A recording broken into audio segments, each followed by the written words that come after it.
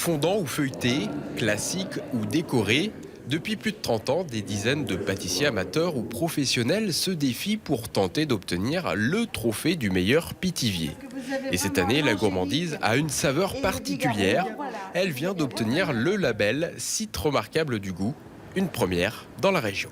On l'a obtenu pour l'amanderette Pithiviers, c'est-à-dire pour la culture d'amande qui va nous permettre d'ici quelques années d'obtenir l'AOP ou l'IGP pour notre spécialité. Dans quelques années, ces champs pourraient accueillir des amandiers. Une dizaine d'agriculteurs sont intéressés pour planter près de 40 hectares. Pour le moment, le Pithiviers compte 300 arbres, pour le symbole, comme ici, à Givrennes.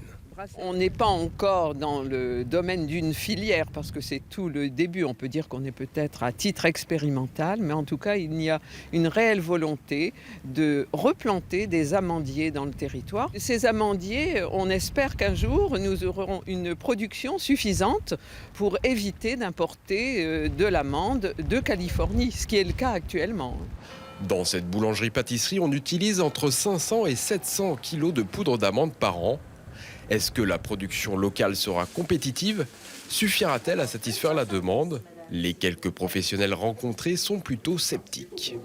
Je pense que sur le fond, c'est bien. Mais est-ce qu'on va avoir une qualité d'amande égale à celle qu'on a au jour d'aujourd'hui?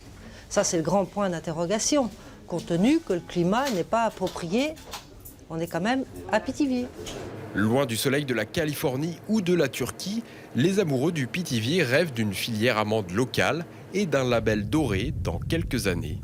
Une pleine production, c'est 5 ans après la plantation.